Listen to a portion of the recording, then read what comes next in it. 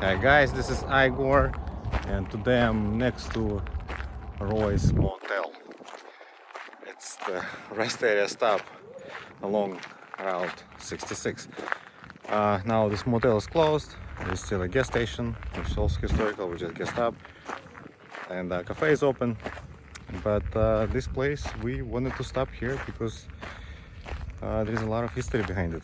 Before modern freeways were built, this was the pretty much main highway that connected American cities all the way from Chicago to Santa Monica in California, right?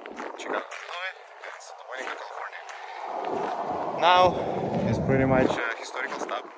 Not much here, but still here, preserved. It serves as a memory of not that long away. I mean, 60s, 50s, and 60s probably.